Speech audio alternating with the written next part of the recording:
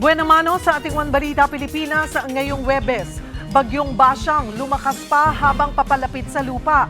Hanggang signal number 2 nakataas na sa maraming lugar sa Visayas at Mindanao, maging sa Luzon. Impeachment laban kay Pangulong Bongbong Marcos, itinuturing na umanong dead in the water hanggang sa susunod na taon matapos i-dismiss ng House Justice Committee kahapon. Sunod ng pinaghahandaan pagdinig sa impeachment complaints laban kay Vice President Sara Duterte. Senate President Tito Soto at Senator Loren Legarda may plano nga bang paghatian ang kasalukuyang termino ng Senate leadership? May paglilinaw dyan si SP Soto. Panawagan para sa isang bata sa Nueva Ecija na hindi makadumi dahil palyado ang bituka. Ngayon, susubukan na raw ng mga doktor na ayusin ang problema. At TV adaptation ng Wattpad hit na Project Loki na pagbibidahan ni Dylan Menor malapit nang ipalabas.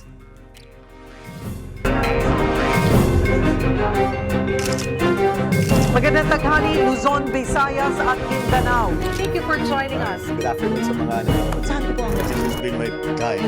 Ang buting utang, kumikita sa mga utang. mga baitian ng mga palitan sa Visayas at Mindanao? Nagsanga ang mga paluwa sa kanilang mga probinsya. Hola! One Balita, Pilipinas!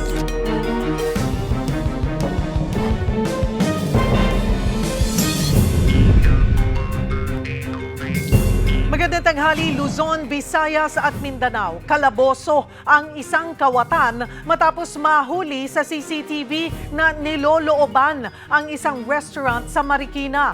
Habang sa Batangas, patay ang isang construction worker matapos bugbugin at barilin ng kanya mismong mga katrabaho. Narito ang report. Patay at nakasako pa ang ulo ng lalaking yan nang matagpuan sa may boundary ng Barangay Sabang at Bayudbud sa Tuy, Batangas madaling araw noong February 2. May tama ng bala sa ulo ang biktima. Agad namang naaresto ang dalawang sospek na umamin din sa krimen. Sa investigasyon, lumabas na dalawang katrabaho mismo ng biktimang construction worker ang mga sospek. February 1 nang mag-inuman daw sa barracks ang tatlo. Pero kalaunan, pinagtulungan daw bugbugin ng mga sospek na sina alias Nori at alias Sugar ang biktima. Nang mawala ng malay, dinala nila ito sa liblib na lugar at doon binaril. Balak po sana naman itong itapon sa malayo. Kaya lang po, hindi na po nila kinayang i-travel kasi motor lang po ang pinagsakyan po nito eh. Posibleng may personal na galit din daw ang mga pumatay. Pinagbibintangan kasi ng mga sospek ang biktima na nagsusumbong sa amo nila. Meron po kasing isang trabahador sila natanggal na malapit po sa mga sospek na ito. At parang ang pinaghihinalaan po na nagsusumbong o parang nagre-report ng kung ano-ano dun sa kanilang amo ay ito pong ating si victim. Maaharap sila sa kasong murder. Sa pool naman sa video ang lalaking yan na lumusot sa itim na telang nakatakip sa isang ginagawang restaurant sa Marikina City noong linggo. Sumilip-silip pa ang lalaki. Saka pumesto at inakyat ang gate. Ilang minuto ang inabot bago siya lumabas ulit pero bitbit niya na ang dalawang box na naglalaman pala ng mga KTV set. Isinakay niya ito sa tricycle saka sumibat. Napanood ng bantay sa lugar ang CCTV footage at namukha niya ang lalaki. Nagpunta raw ito sa lugar noong Sabado para humingi ng kalakal. Posible umanong nagmanman muna ang kawatan. Inireport nila sa barangay ang pagnanakaw. Kaya agad natunto ng sospek na residente rin pala sa lugar. Yung kaninang nagbalata siya, tumawag yung kapatid nila na bumalik daw. Kaya agad namin inikutan. At nadaan naman namin, nasa waiting shed, nakaupo siya ron. Nabawi ang mga KTV set na ibinenta na ng sospek sa taga-ibang barangay sa halagang 500 piso. Pagka-receive mo nung 500, ano pong ginawa niyo dun sa pera po? Binigyan po man ang pagkain po. Agad namang humingi ng paumanhin ang sospek sa pagnanakaw pero posible siyang maharap ulit sa kasong theft. May paalala ang ilang eksperto sa nauusong Money Hunt Challenge sa social media. Pinag-uusapan ito dahil kung minsan nagiging peligroso at nagdudulot ng gulo ang pagpapahanap sa netizens ng perang itinatago sa iba't ibang lugar. Magbabalita, Simon Gualvez. Ayun na! Sa videong ito, makikitang nagtatakbuhan ng grupo ng mga lalaki sa gilid ng isang sasakyan. Nadaganan na nga nilang isa't isa sa pagmamadali. Pakay kasi nila ang kahong ito na may nakadikit na pera. Nakuha niya na. Okay, bibigyan ko na lang kayo. Sige, si tatay yung nakauna talaga. Sige. Sa isa pang video, halos magkasakitan na ang dalawang lalaking ito. Makuha lamang ang pera sa likod ng isang poster. Ito ang Money Hunt Challenge na patok ngayon sa social media. Pinuntahan ng News 5 ang grupo ng magkakaibigan sa Cabuyao, Laguna na pawang vloggers na rin sa lugar. Gusto ko po makapagpasaya ng mga tao at makatulong sa iba, sa mga walang-wala. Kami po yung superhero nila. Isa sa kanila, si Efren Banal, aka Kuya JR Vlog sa Facebook. Hindi kalakihan ang kita niya sa pagiging delivery rider. Pero minsan na siyang natulungan ng content creators. Kaya ang pangako niya sa sarili, tumulong din sa iba. Kasi hindi naman po tayo may pera, kumbaga pag may natitira po sa sahod ko, siya ko naman pong i-share din sa mga followers ko. Kasi yun po yung naranasan ko nung nakarang taon na kailangan ko talaga ng pera at saka pambili ng bigas. Inabangan namin ang paglapag nila ng pera sa isang kalsada sa Cabuyao. Tinago nila ito sa ilalim ng mga bato. Pagka-post nila kung nasaan sila, abay wala pang 5 minuto, may mga naghahanap na sa lugar. Ang mga nakatanggap, labis ang pasasalamat. Bira kang makakapulot ng gantong pera. Opo. Kaya napakalaking tulong ng mga vlogger po. Aminado, mga nakausap naming vloggers, nakikinabang din sila dito. Kaya bilang ganti, minsan nga raw, grocery items ang pinamimigay nila kapalit ng hahanaping pakulo ala Bring Me. Sabi ng mga eksperto, likas daw talaga sa mga Pilipino yung pagiging matulungin. Mas lumakas nga raw ito nung pandemya kung saan mas naunawaan yung pakiramdam ng walang-wala at may kakayahang din na tumulong sa kapwa.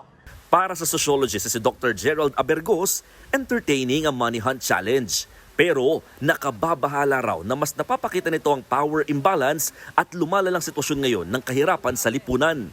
Dagdag pa nga ni Doc Abergos, baka mawala na ang sinseridad sa tunay na pagtulong. The point here is, para saan yung ginagawa? Is it really sa pagtulong sa tao? Is it really for entertainment? Is it for views? Nanonormalize natin na naaapi ang mga mahihirap. Nanonormalize natin na bago sila matulungan, maghirap muna kayo, hanapin nyo muna to. Para bang pinaghahabol natin sa yung manok na pinaghahabol mo sa patuka. Hiling ni Doc, wag sana masangkalan ng dignidad ng isang taong nais matulungan. Baka raw kasi ang ending, mapahiya ang iba, lalo na yung nakipag-agawan at hindi naman nakakuha ng pera sa bandang huli. That's so degrading. Just because it's just a game. Now, kung titignan natin gano'n, manonormalize kasi na, yung mga mahihirap na yan, kaya lang ano yan, kasi hindi na nagtatrabaho yan, maghihintay na lang yan ng money challenge at yun na lang ang gagawin nila, yun na nakakaawa yung mga mahihirap natin kasi nagbabago rin ng perspective ng karamihan na hindi lahat ng mga mahihirap ay ganun. Sa huli, paalala ng mga eksperto, malaking bagay ang ganitong uri ng challenge para mabuhay ang bayanihan spirit o pagtutulungan. Pero kung nagagamit na rin ito para pagkakitaan, mukhang ibang usapan na raw yan. Kapatid, ako si Mon Gualvez para sa 1PH. Nananawagan ng tulong ang isang ina para sa kanyang anak na may sakit sa bituka. Para bigyan ng mukha ang balita, Mobile Journal, Yeda Pascual. Nilabas ang bituka ng isang paslit mula Nueva Ecija dahil sa kanyang sakit. Ngayon kailangan na naman siyang operahan para makadumi ng normal. 6 na buwan pa lang si Kaide nang mapansin ng kanyang mami Kat na hirap itong dumumi. Pagtuntong niya ng 2 years old, umaabot na raw ng 7 araw bago siya makadumi. Yung parang bloated siya lagi. Tapos hirap na hirap siya magpupo kasi nga po sobrang tigas ng poop niya. Tapos kadalasan ma'am, na-hospital siya dahil nga po pagka binigyan po namin siya ng suppository. Tapos nung November, nagpupo na po siya ng blood. Nang magpa-check up si Kaiden, Hirschsprung disease ang diagnosis. Congenital ang sakit na ito, kung saan may bahagi ng bituka na walang nerve cells kaya palyado. Dahil dito inoperahan at nilabas ang parte ng bituka ni Kaiden at sa colostomy dumaraan ngayon ang kanyang dumi. Sobrang hirap pong makita na ganun siya tapos nililinisin mo, masakit, nagwawala siya kasi may masakit po sa tiyan niya. Pagkalipas ng 2 buwan, ooperahang muli si Kaiden kung saan susubukan ng ipadaang muli ang kanyang dumi sa normal na ruta. Si Kat may mahalagang paalala sa mga kapwa niya magulang. In case po meron po kayong mga anak na may severe constipation, na 7 days po or mas matagal pa sa 7 days po bago po sila magpupo, hindi po siya normal. Agapan po agad natin hanggat baby pa lang po sila. Sana po matulungan niyo po kami na maipa-closure po namin yung sitwasyon po niya na maging okay na po talaga siya. Mga kapatid, ako po si Mobile Journeyeda Pascual. Hatid ang muka ng balita.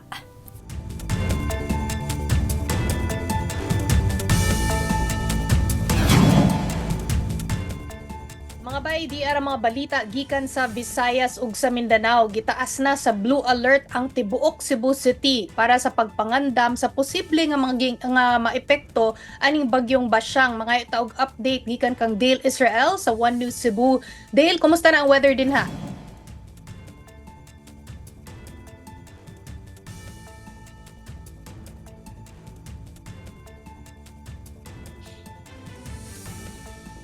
Pagpangandam sa posibleng epekto sa Tropical Storm Basyang, gipatuman ni Acting Cebu Governor Glenn Soco ang suspension sa klase sa tanang level sa tanang mapapublikong or mapublikong eskwelahan. Ngayon man usab ang gipatuman sa silingang probinsya sa Bohol, human ideklara ni Governor Aris Cimentado ang suspension sa klase sa tanang level dito. Sumala sa mga report, adunay mga dagkong bouts sa kanagalanlain nga parte sa Central Visayas kung sa gikansela na ang biyahe padulong sa uban nga mga destinasyon. Apil dinhi ang mga biyahe padulong sa Camotes, Leyte, Bohol, Bantayan Island o Negros Oriental. Sumala sa Philippine Coast Guard, mabot na sa 448 ang mga pasaherong na stranded sa 16 ka mga pantalan sa Tibuok Probinsya sa Cebu.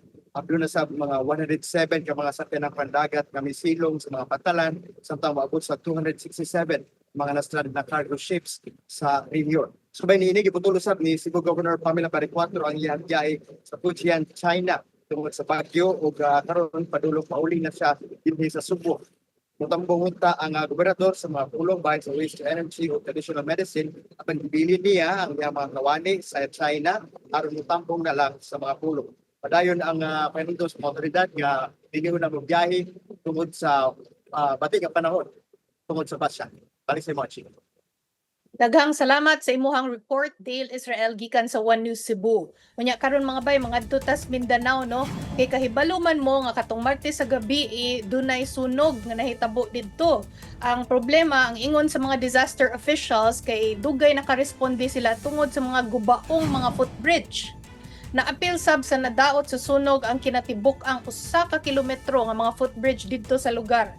Miabot sa 1,000 o 1,000 ka mga balay ang nangaguba sa sunog sa coastal village didto sa barangay Lamion. Ang nagpagrabe pagyud sa sunog kay ang kusog nga hangin. Timing pagyud nga low tide, mao nang naglisod sila kuha og tubig bisan naara gyud sila sa baybayon.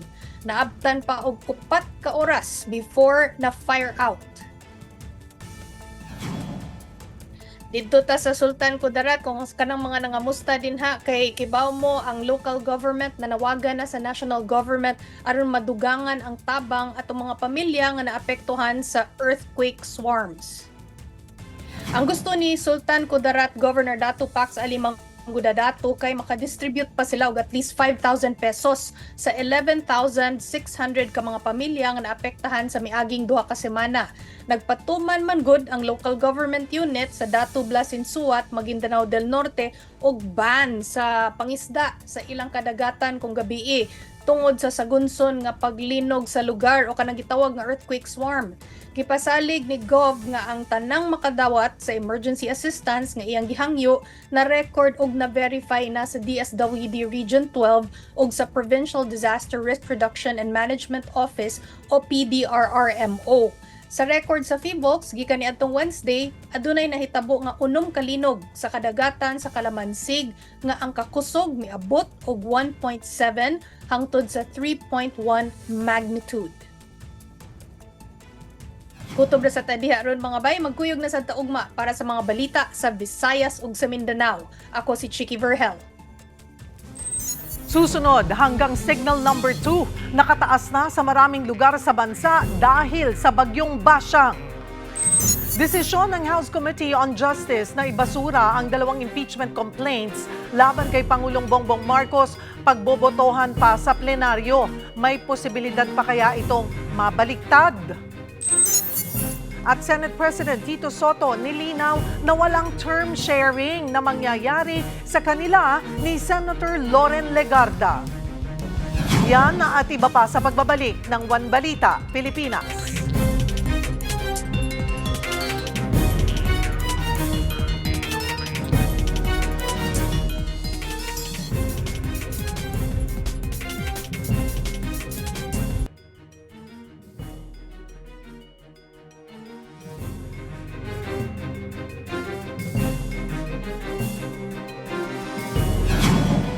Sa lagay ng panahon, isa ng tropical storm ang bagyong Basyang na binabantayan sa loob ng Philippine Area of Responsibility. Patuloy din ang paglapit nito sa ating kalupaan. Sa ngayon nakataas ang Tropical Cyclone Wind Signal number 2 sa iba't ibang lugar sa bansa. Para sa update, makakausap natin si Pag-asa Weather Specialist Obet Badrina. Magandang tanghali sa iyo, Obet. Magandang tanghali po at magandang tanghali sa lahat ng mga tagapakinig natin. Narito na ngayon update po natin sa bagyong si Basyang. At tama po kayo, no? Ito ay isa ng tropical storm na may international name na Peña.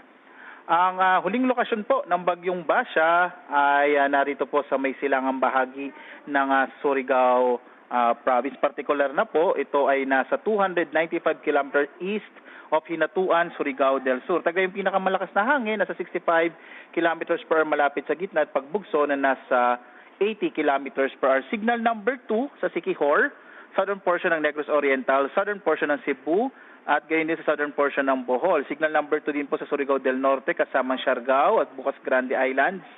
Surigao del Sur, extreme northern portion of Davao Oriental, Agusan del Norte, Agusan del Sur, Misamis Oriental, northern portion ng Bukidnon, northeastern portion ng Lanao del Norte, northeastern portion ng Misamis Occidental at Camiguin. Signal number 1 naman po sa Cagayan Silio, kasama yung Cuyo Islands, gayon din sa southern portion ng Eastern Samar, southern portion ng Samar, Biliran, Leyte, Southern Leyte, nalalabing bahagi ng Bohol, nalalabing bahagi ng Cebu at ng Negros Oriental, ang buong lalawigan ng Negros Occidental, Guimaras, Iloilo, Capiz, Aklan, Antique. Gayon din po sa mga lalawigan ng Dinagat Islands, northern central portion ng Davao Oriental, Davao de Oro, Davao del Norte, northern portion ng Davao del Sur, the rest of Bukidnon, northern portion ng Cotabato, Lanao del Sur, the northern portion ng Maguindanao del Norte, rest of Lanao del Norte, rest of Misamis Occidental, eastern central portion ng Zamboanga del Norte, northern and central portion ng Zamboanga del Sur, at northern portion ng Zamboanga Sibugay. Inaasahan po na posibleng maglandfall yung bagyo, yung sentro ng bagyo sa may bahagi ng Surigao del Sur ngayong gabi o bukas ng madaling araw. At babaybayin po nito ang area ng northern Mindanao patungo sa may southern part ng Visayas bago po dumaan sa may bahagi ng northern Palawan. So asahan po natin sa mga kababayan natin sa may Visayas at northern part of Mindanao, magiging maulan po, no, starting today hanggang weekend, dulot ng bagyo, dulot nga ng pagdaan ng bagyong si Basyang. At posible po ito maging isang low pressure area na lamang araw naman ng Linggo or Lunes. So dito po sa Metro Manila, hindi naman po direkta makakaapekto ang bagyong Basyang, gayon sa iba pang bahagi ng Luzon. Bagamat makararanas pa rin ng mga pulupulong mahihinang pagulan na dulot ng amihan. Meron dito tayong nakataas sa gale warning sa mga baybayin ng Visayas at silangang bahagi ng Mindanao, kaya delikado maglayag yung mga sakyan padala at mga bangka sa mga nabanggit mong lugar. Obet, sabi mo nga ay magla-landfall ito tonight or mamayang madaling araw. Bago mag-landfall, may posibilidad pa ba, nakikita pa ba yung paglakas nitong bagyo? Sa ngayon po, hindi na po natin nakikita na magtataas pa to na hanggang severe tropical storm category. Possible po, dito lang siya hanggang hanggang tropical storm lamang po. Paalalahanan lang natin ulit saan ang landfall nitong si bagyong Basyang. Base po sa ating datos, possible po na sa may Surigao del Sur po ito maaring tumama. Pero po hindi lamang po yung lugar na tatamaan ng bagyo, no? Lalong-lalo na po makakaapekto yung bagyo. Ito pong tinatawag na eye wall niya o yung nasa gilid ng mata ng bagyo, yung may pinakamalakas na hangin, habang ang nasa rain bands, yung medyo labas sa bahagi ng mata, magdadala naman ng mga pagbugso ng hangin at malalakas na ulan. So ngayon nakakaramdam na ng malalakas na hangin at malakas na pag-ulan yung mga nabanggit nabanggit natin na nasa ilalim ng signal number 2 at signal number 1 kahit hindi pa ito nagla-landfall. Sabi mo nga, almost 300 kilometers pa ang layo nito. So malawak ang diametro or yung circulation itong bagyong Bashang?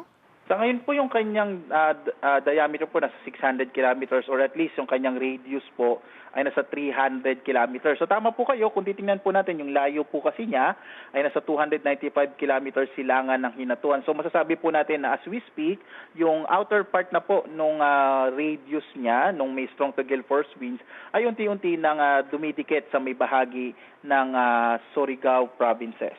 So starting today hanggang sa weekend, ang malaking bahagi ng Visayas at Mindanao ang kailangang maging handa.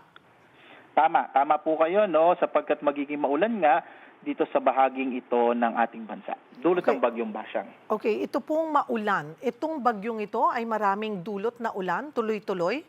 Opo, inaasahan po natin marami pong magiging dalang ulan to habang babaybayin niya itong area po ng Northern Mindanao at Visayas. So ibig sabihin po, yung pinaka-crucial ay bukas, araw ng Biyernes at Sabado kasi ito po yung mga araw na dumadaan po yung bagyo.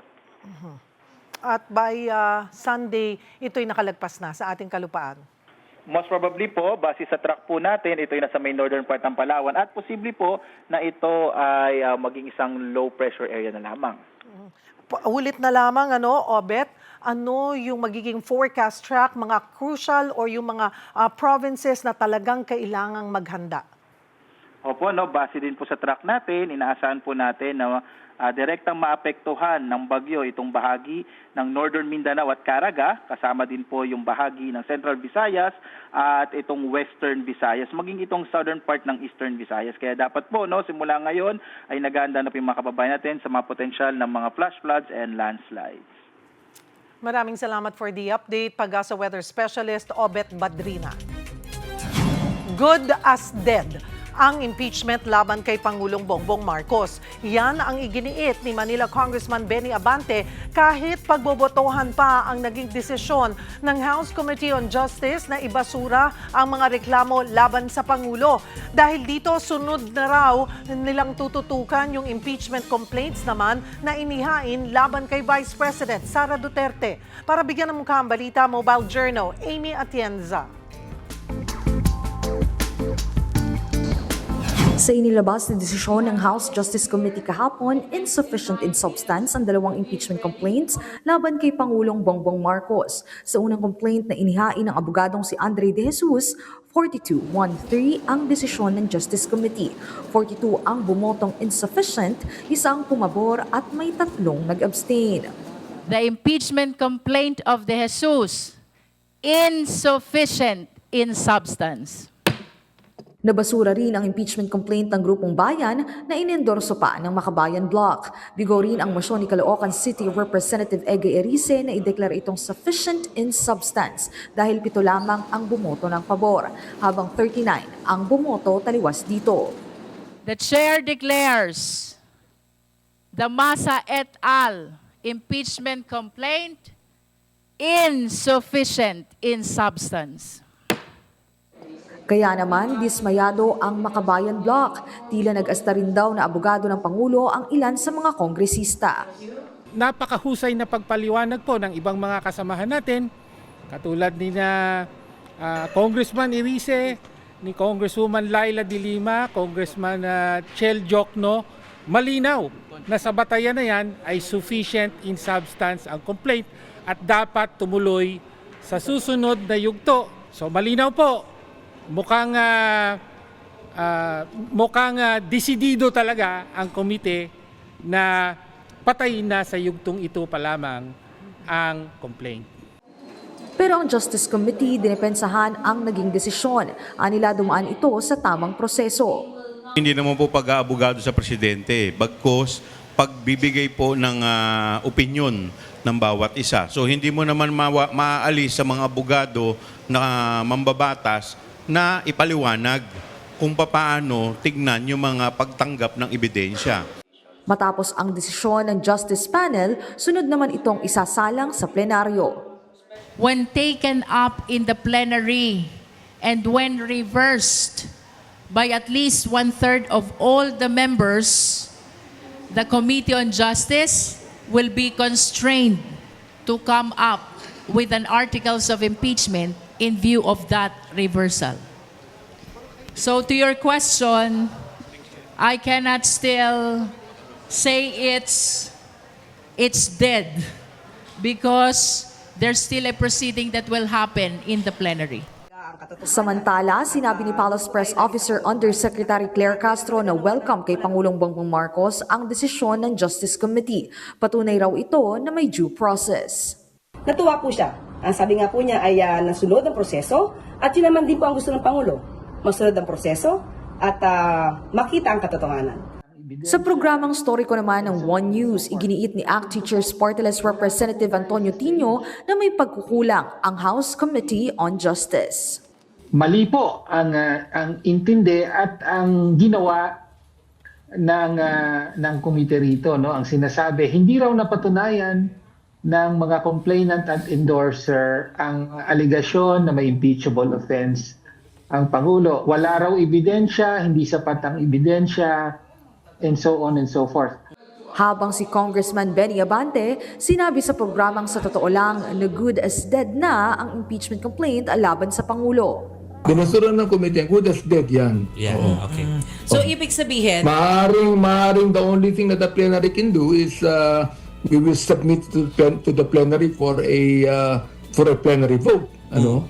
Kung mangyari man yung plenary vote na yan, hindi naman nanalo yan. Wala na. But it's good as dead. Kapatid Mobile Journal Amy Atienza po, hatid ang muka ng balita. Isinusulong na rin sa Kamara na tanggalin na ang travel tax o yung buwis na binabayaran natin tuwing lalabas ng bansa. Umaabot kasi sa 1,600 to 2,700 pesos ang travel tax na binabayaran ng mga pasahero kapag babiyahe abroad. Kaya si House Majority Leader Sandro Marcos naghain ng panukalang batas para tanggalin yan. Target ng kanyang House Bill 7443 na buwagin ang presidential decree ng mismong lolo niyang si former President Ferdinand Marcos Sr. at ang Amended Tourism Act of 2009 na nagpapataw ng buwis sa mga lumalabas ng bansa. Yun nga lang, nagbabala ang Department of Tourism na baka maapektuhan ang mga proyekto na pinopondohan nito. I mean, honestly, again, it's outdated. It's a hassle for traveling Filipinos. We need to boost local and international tourism, and travel tax is not the way to do it. Bukod dyan, isinusulong din ni Congressman Marcos na no work, no pay scheme dapat sa Kongreso. Agad ding nilinaw na presidential son na wala siyang tinatarget na kahit sinong mambabatas. No work, no pay. It should be the same case here in Congress. And to be honest, for all branches of government, na kung hindi ka nagpapakita, if there is absenteeism on your part, then you should not be allowed to collect the salary because you have not put in any work.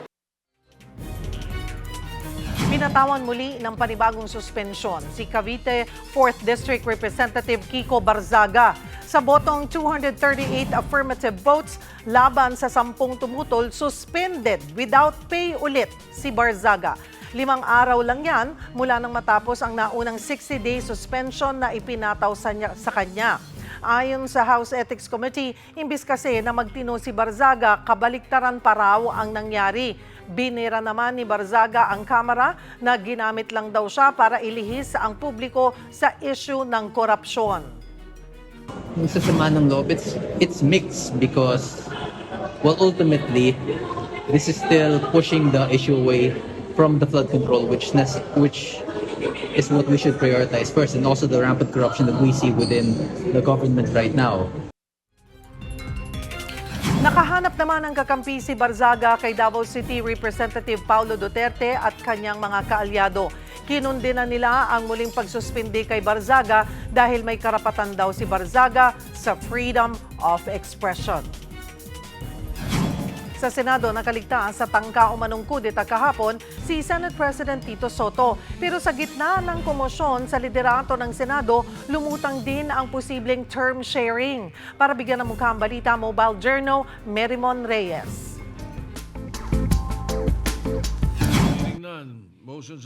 Mismong si Senate President Tito Soto na ang nagkumpirma na may nagtangka ulit na palitan siya bilang lider ng Senado. Umaga pa lang kahapon, maubong na ang posibleng kudeta. Pero napigilan daw ito ng mga kasama niya sa mayorya. Dati nang sinabi ni Soto na may ilang nanligaw kay Senator Loren Legarda para palitan siya. Kahapon, lumutang muli ang pangalan ng senadora. Si Legarda pa nga ang tumayong presiding officer at umupo sa rostrum nang bumalik ang sesyon mula sa break kahapon. Kaya si Senador Mig Zubiri nakuha pang magbiro at tinawag na Madam President si Legarda. Thank you very much, Madam President. Madam President, nice to see you on the yes, session resumed already, right, Madam President? Yes, session is resumed. Sabi naman ni Soto na pagkatuwaan lang daw nila ito. Pero kung papalitan man siya, tuloy pa rin daw ang trabaho. I can do any work in the Senate. I can be majority leader, minority leader, Senate President, or even a regular senator. I have no problem with that. Kinumpirma rin niyang plano nilang paupuin bilang Senate President si Legarda bago matapos ang 20th Congress. Sagot ito ng lider ng Senado kasunod ng ipinost na litrato ni Senator Kiko Pangilinan kasama si Legarda at ang ilang miyembro ng majority bloc na may caption na power sharing. Tikom naman ang bibig ng ibang senador kung sino nga ba ang may pakana sa tangkang kudeta laban kay Soto. Kahit ang taga-mayorya na si Senator Pia Cayetano matipid sa mga tanong ng media. You'll have to ask the instigators, not me. You have to find out for yourself. It's not something I'm at liberty to speak about. Mga kapatid, mobile journalist Marymon Reyes, hatid ang mukha ng balita. Kaugnay niyan, may paglilinaw si Senate President Tito Soto sa usapin ng posibleng term sharing kay Senator Loren Legarda. Sa panayam sa programang Ted Filon at DJ Chacha sa Radyo 5, sinabi ni SP Soto na walang kasunduan na magkakaroon ng term sharing. Pero may plano raw na i-elect si Legarda bilang kauna-unahang babaeng Senate President matapos maipasa ang 2027 national budget. We plan to elect her as the first woman Senate President after the 2027 budget. In other words, sa 2028, bago matapos yung term niya. So, it's not really term sharing. Kasi kung term sharing, 1.5 years tayo. Or tigwa 1 year tayo. Ang tamang term is we plan to make her Senate President towards the end of her term. Towards the end the of 20th Congress. Dinidinig ngayon sa Senado ang napipintong kauna-unahang parliamentary elections sa Bangsamoro Autonomous Region in Muslim Mindanao o BARM. Pero ang COMELEC ngayon pa lang iginiit na kulang ang kanilang paghahanda para rito. Para sa update magbabalita live mula sa Senado si Mobile Journal Marymon Reyes. Marymon, kailan ba dapat ang BARM elections at bakit sinasabi nga ng COMELEC na hindi pa sila handa para rito? Cheryl, originally dapat May 12, 2025 yung BARM parliamentary elections and then na-reschedule siya na October 13, 2025. Pero nagkaroon ulit ng postponement after naman ideklara ng Supreme Court na unconstitutional yung redistricting law. Ito yung pagdating doon sa alokasyon ng mga seat doon sa Bangsamoro na pagka nagkaroon na ng conduction ng parliamentary elections. Pero kanina naman sa pagdinig ng Senate Local Government Subcommittee tungkol dito, ibinahagi ni COMELEC Chairman George Erwin Garcia yung mga problemang hinaharap sa dapat sanang isasalang na halalan sa Autonomous Region of Muslim Mindanao ngayong Marso. Pag-uusapan sa pagdinig yung Senate Bill number 1587 na pinakilala ni Senator Mig Zubiri. Layo nitong ipagpatuloy na ang halalan at amyendahan ng Bangsamoro Organic Law kung saan magaganap ang halalan sa March 30 at mauupo naman ang mga mananalo sa April 30. Ang mga susunod na BARM elections ay magiging synchronized, ibig sabihin kasabay ito ng 2028 national at local elections kada 3 taon. At habang wala pa ang halalan, ang Bangsamoro Transition Authority ang mananatiling nakaupo muna. Yun nga lang, postponed ang eleksyon dahil sa mga legal at operational concern ayon kay COMELEC Chairman George Garcia. Bukod sa kulang na raw sa oras, hindi pa effective ang panukalang batas tungkol sa Bangsamoro parliamentary elections. Problema rin ngayon ng COMELEC ang ilang nagiging pagbabago sa election code ng Bangsamoro.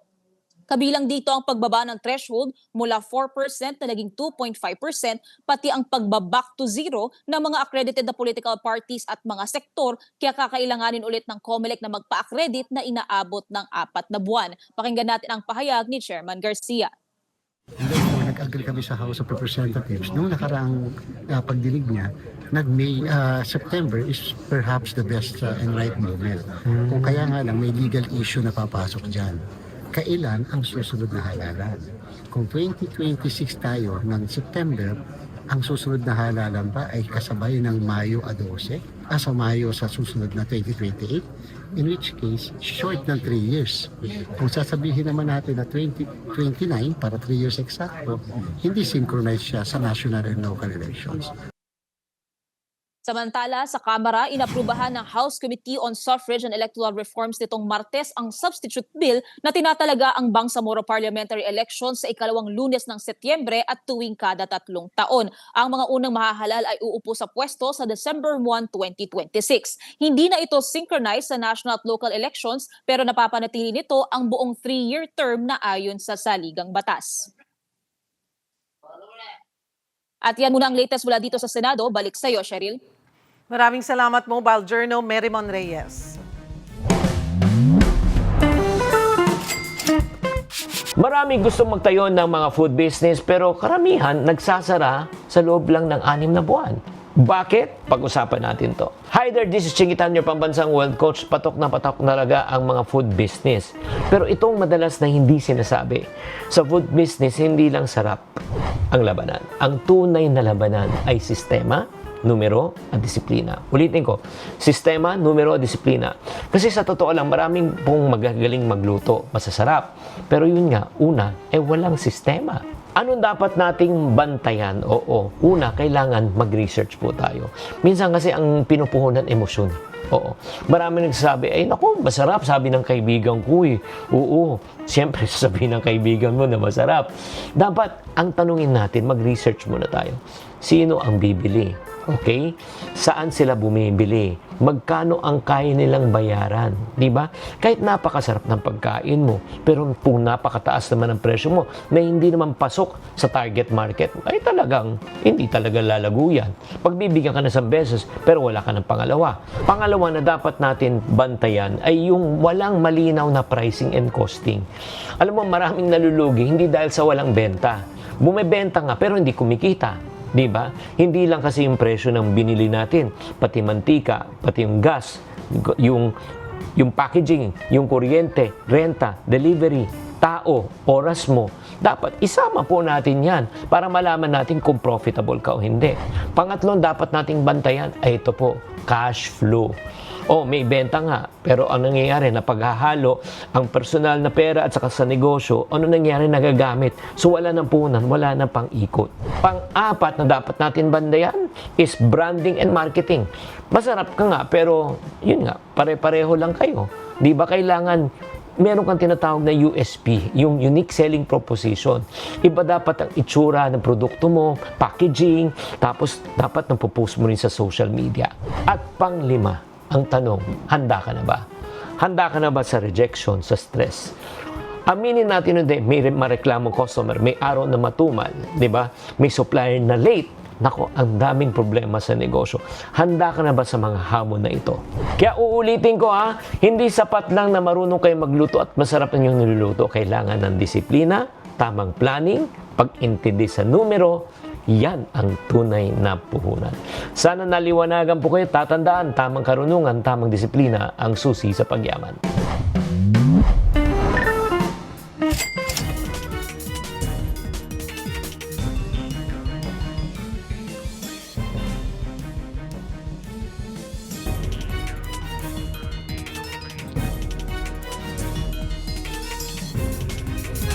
Lumapit na ang provincial government ng Sultan Kudarat sa national government para mabigyan ng tulong ang mga residenteng naapektuhan ng earthquake swarm sa probinsya. Target na mabigyan ng tig 5,000 pisong cash assistance ang higit 11,000 pamilya. Ayon kay Sultan Kudarat Governor Datu Pax Ali Mangudadatu, maraming kabuhayan na ang nahinto dahil sa sunod-sunod na lindol, lalo na ang pangingisda matapos magpatupad ng fishing ban tuwing gabi. Sa puntong ito, makakausap natin si Sultan Kudarat Governor Datu Pax Ali Mangudadatu. Magandang tanghali po sa inyo, Gov. Salamat po sa oras. Magandang tanghali, Cheryl, at sa lahat ng ating tagapakinig at tagapanood. Gov, kumusta na po ang sitwasyon dyan? Patuloy pa rin ba itong ang earthquake swarm o yung sunod-sunod na pagyanig? Alhamdulillah, all is well here naman sa lalawigan ng Sultan Kudarat. Wala tayong recorded na casualty or major infrastructure damage. Yun nga lang, we have had more than 3,500 earthquakes na simula noong January 19. And it's an alarm for our coastal areas because 50 years ago, nagkaroon din ng tsunami in Sultan Kudarat and neighboring provinces. So right now, we don't want history to repeat itself at wala tayong gagawin. We will ensure na magkaroon tayo ng preventive measures, magkaroon tayo ng preemptive evacuation at napakarami pang iba. So ngayon, Cheryl, kahit pa paano, wala na pong malalakas na lindol, but that doesn't mean na we are going to be relaxed kasi according to PhilVox, active pa rin ang ating Cotabato Trench and we would like to prepare all the things that we need to do. Kasama dyan ang possible evacuation centers establishment, ang food supplies na laging handa para sa ating mga constituents at napakarami pang iba. Because simula January 19, we have 11,600 families affected po ng ating mga lindol, especially in the municipalities of Calamansig, Libak, and Parimbang. These three municipalities ay tabi po sa dagat. And ito rin po yung historically na may record ng tsunami. So we are going to ensure that all of them will be well taken care of. And I've already tapped the support of the national government because itong nangyayari, hindi lang ito pang lokal. I believe that national government should also put their hands in because we are dealing with 11,600 families. And per our data, that's around 35,000 individuals na affected po. Ito po sila lumikas, pumunta na evacuation centers, napakarami pang iba. Although ngayon, technically, wala na masyadong tao sa evacuation centers, pero they would prefer na every time sa gabi, gusto nilang pumunta pa rin doon sa evacuation centers para hindi na sila makaroon ng alarm. Kasi ang pinaka-worry kasi ng constituents natin, mangyayari habang tulog sila. So, ganun din. We are still making these evacuation centers available for them. We are still making and furnishing them with supplies at napakarami pang iba. And as Governor of Sultan Kudarat, nakita ko na kinakailangan ng additional support from the national government. Although I would like to give point now, Ma'am Cheryl, that DSWD has been very helpful sa Sultan Kudarat. They have provided us with thousands of food packs. They have provided us with some tents and basic necessities. Nandiyan pa rin sila. But what I am advocating for right now is the provision of the emergency cash allowance. Lalong-lalo na po sa mga fishermen and fisherwomen na hindi po nakapagpunta sa kanilang livelihood dahil pinagbawal po sila ng local government for their own safety. Speaking of yung tulong po ng national government na gusto nyo pong financial assistance na 5,000, may tugon na ho ba sila? Na ipaabot na ho ba ito? Secretary Rex Gatchalian has always been very much in touch with the province of Sultan Kudarat. Nakapag-usap po kami and he has committed na may support po na darating para sa lahat po ng affected ng ating earthquake swarm at yung fear of tsunami in our coastal area. So very positive po, very responsive ang Department of Social Welfare. At napakaganda po dahil yung regional office ay nabigyan na ng instructions ng central office ng DSWD to coordinate with us. So lahat po ng mga papel, lahat po ng pangalan ay atin na ibinigay. All of them are verified by not only the local government units but also by the Office of Civil Defense, DSWD, PDRIM at napakarami pang iba. So the thing here is that just to give my salutations kay Secretary Rex, napakabilis. So we are just waiting for the time and the schedule para may release yung emergency cash allowance sa lahat po ng mga families na kanilang livelihood ay naapektuhan because of work suspensions or preemptive measures and the preemptive evacuation. At yun pong pinag-uusapan na halaga ay kakayanin po. 5,000? Tama po ba? 5,000 pesos? I think so. Kaya naman. The reason why that figure was there, kasi yun naman talaga ang naging standard amount sa pamamahagi ng AIX pati AKAP. Naniniwala ako that in certain times, the national government namimigay ng AIX AKAP even as much as 10,000 pesos. Ang sa akin lang naman dito is if you're able to do that during that any time of the year, how much more ngayon na may fear na may calamity or merong panic sa ating mga kababayan. So this is not only meant na makabigay lang tayo ng cash and that's it. But it's actually for them to be compensated dahil yun nga, naantalang kanilang livelihood, naantalang kanilang trabaho. So this is for their safety at para hindi naman nila unahin yung trabaho nila bagong kanilang kaligtasan. We wanted na makompensate din yung mga araw na nawala sa kanila. So the figure was based on the consultation sa DSWD, based on consultation with local government units. Kasi hindi ito per individual. This is per family. So in one family kasi we're looking at 3 to 5 members. So, yung 5,000 na yun ay napakalaga, at least 1,000 per family. That would be better dahil mga more than 10 days po sila na nawala sa trabaho. Panghuli, Gov, ano po ang mensahe natin sa mga mamamayan ng Sultan Kudarat na patuloy nga na nakakaranas ng pangamba dahil sa lindol? Of course, number one, I would like to appreciate the good Secretary Rex Gatchalian and the members of the DSWD, of course, headed by President Bongbong Marcos Jr. At ang akin lamang dito is I salute them dahil hindi pa po kami nagkaroon ng, alarm or kumbaga we're pushing for massive movements na nakapwesto na po ang DSWD ng mga pangangailangan ng mga basic necessities at food packs. Pangalawa, I would also like to thank every member of the local government forces, PNP and whatnot, AFP at mga Bureau of Fire who helped us with the assessment sa mga damages at sa pag-assembly, pag-organize sa mga tao. And of course, pangatlo, nagpapasalamat ako sa taong bayan for their cooperation and their trust. Dahil naniniwala tayo, we're not doing this for compliance, we're not doing this dahil gusto lang natin na magkaroon tayo ng ganitong system for the sake of putting it into document, but we're actually doing this because we care for their safety. Alam ko po, mahirap mag-stay sa ating evacuation centers, but we are doing our best to make it conducive and comfortable for every single Sultan Kudarateno who will be in our evacuation centers. Kaya ngayon pa lang, rest assured, meron tayong improvement sa ating mga facilities, dagdag po nating supplies at napakarami pang iba. We will not wait na magkaroon pa ng mas malaking problema sa Katay Action. Ngayon pa lang, dapat laging handa. Maraming salamat po sa inyong oras, Sultan Kudarat Governor Datu Pax Ali Mangudadatu.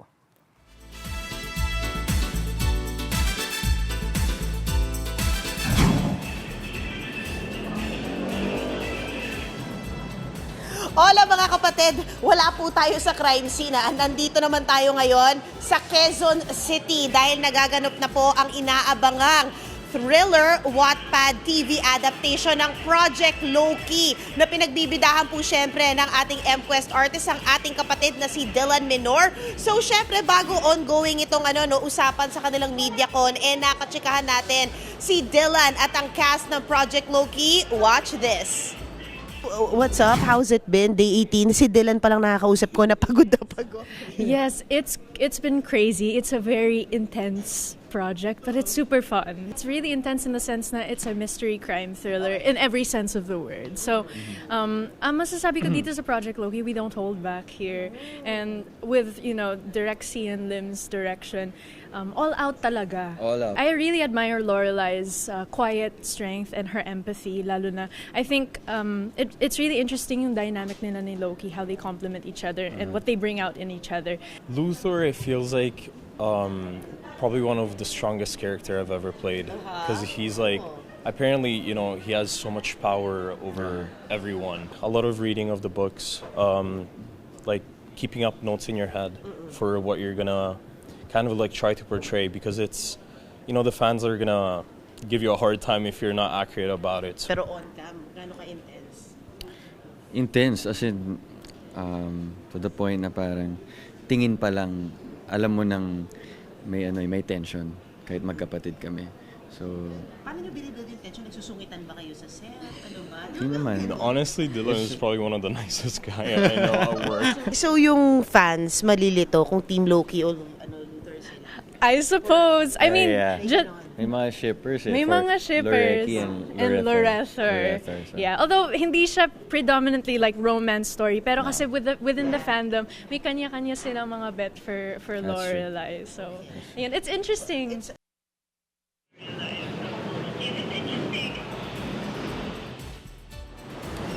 Eto naman, mga kapatid sa Feb 21 na po mapapanood yan. Signal Play app, Viva One app, and soon sa Kapatid Network. So abangan nyo syempre ang Project Loki. Pero may isa pa tayo tayong chika. Wattpad hit din, di ba? Tuwan-tuwa nga si Ashton Olviga sa mga sumusuporta pa rin syempre sa Book 2 ng Ang Mutya ng Section E. At natanong siya kung ano nga ba ang regaluhan nila sa Valentine's Day ng ka-love team na si Andres Mulak. Nagbabalita tungkol dyan si Von Belenario. I used you, and the whole Section E knows. The face, the reaction, the acting. Yan ang trending na eksena sa isang episode ng Ang Mutya ng Section E Book 2, The Dark Side. Ang fans ng series idinaan sa social media ang paghanga sa buong cast, lalo na kina Andres at Ashtin. Alam namin na marami nag-aabang dun sa scene na yon, kaya sobrang nervous kami. Pero yung nervousness na ramdaman namin, parang ginawa na lang namin siyang inspirasyon para mas maramdaman namin yung eksena na ginagawa po namin. And thankfully, nagustuhan din ng mga manonood. Dahil sa always trending scenes, nagpa-Thanksgiving party and meet and greet ang AMSE cast sa pangunguna ni Ashtin. Nakisaya sila sa iba't ibang party games at nagbigay pa ng song number. Paraan ito ni na Ashtin na ibalik sa solid fans ang kanilang pasasalamat. Nare-remind ako sa mga taong sumusuporta sa akin, wow, maraming sumusuporta at nagmamahal sa amin. And tinutulungan talaga nila kaming, alam mo yun, ma-achieve yung pangarap na, hindi lang sa akin, pangarap naming lahat. Wala si Andres sa event dahil abala sa Bagets the Musical. Todo support naman sa kanya si Ashtin. Sobrang nagbunga lahat ng effort, pawis, dugo na binigay niya doon during nung nagtitrain sila. Kaya sobrang nakaka-proud kasi alam mo yun, parang nakita ko siyang nag-bloom. Dahil lawis in the air this Feb Ibig, paano nga ba niya isi-celebrate ang Valentine's Day? Kapag single po kasi parang normal lang. Anong gift mo kay Andres? Kailan ngayon? Sa Valentine's? Dasal.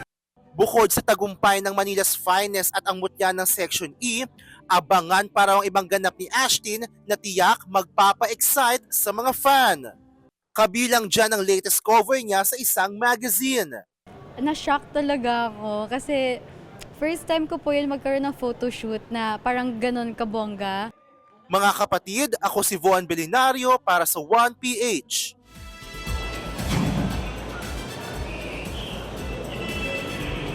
Yan muna ang latest sa showbiz. Back to you guys, dyan sa studio. Thank you, MJ.